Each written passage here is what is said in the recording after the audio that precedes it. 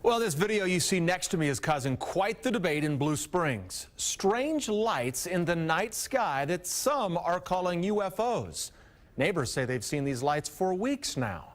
KCTV5's Dave Jordan is there live. And Dave, you've seen them with your own eyes? I did, Brad. I was out here for the past 2 nights looking at these strange lights in the sky. Neighbors, as you said they've been seeing them off and on for several weeks now. Now, nobody knows where these lights are coming from or what's bringing them out, but they're now the subject of an investigation by a UFO watch group. Oh, that flickered pretty bright, too. This is the topic of discussion tonight in a quiet suburban Blue Springs community. Multicolored orbs hovering in the sky.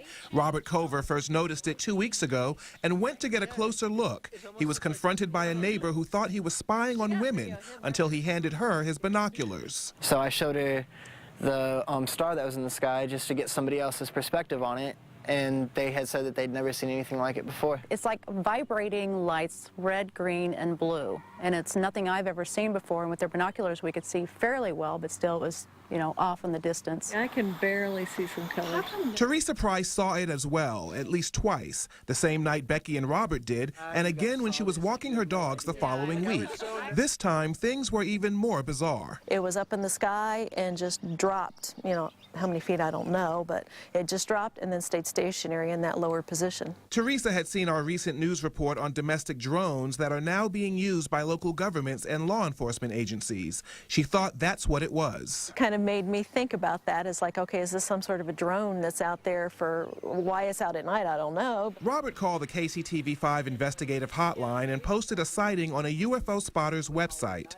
The night of our interview, we spotted similar sightings. This is the enhanced video of what we saw.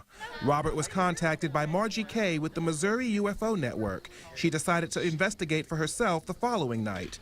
Kay interviewed everyone who claimed to have seen the UFOs and then set up telescopes to watch the sightings herself. Neighbors came out hoping to see similar activity that captivated the community. Can you see it now? As the sky darkened, one of them appeared, but Kay initially dismissed it. I'm 90% certain that we're looking at Vega in this instance, and that there are, some other planets out right now. But she came to a different conclusion after others started appearing. That one right there. And after she put in a call to a colleague in another part of the state to take a closer look at what she thought was Vega.